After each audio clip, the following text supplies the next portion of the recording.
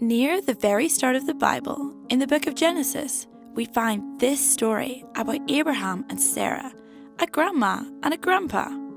God tells them that they would have a baby. Most grandparents don't have babies, but as we're about to find out, when God makes a promise, He delivers. God had spoken to Abraham when he was 75 years old and said, "Leave your country, your family, and your father's home for a land that I will show you. I'll make you a great nation and bless you." God takes Abraham outside and says, "Look up at the sky and count the stars, if indeed you can count them." Then He said to him, "So shall your offspring be." But Abraham and Sarah did not have children.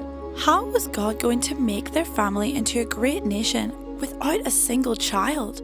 It was a promise that seemed so outrageous, so beyond belief, that Abraham and his wife Sarah thought God must have been joking.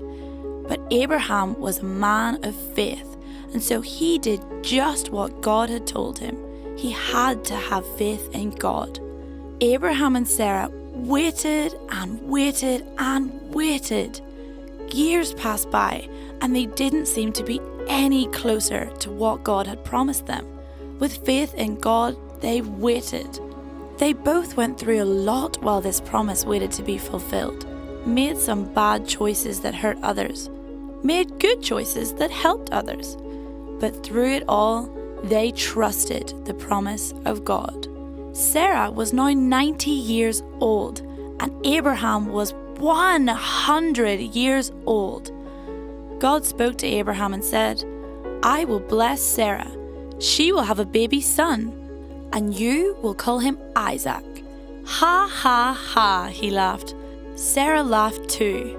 How could an old woman like me have a baby? But sure enough, God did keep His promise to Abraham and Sarah. They had a son at the exact time God had planned all along.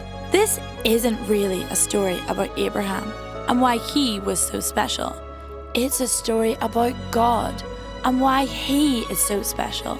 Faith is trusting God to do what only God can do. We can have faith and trust in God. God keeps His promises.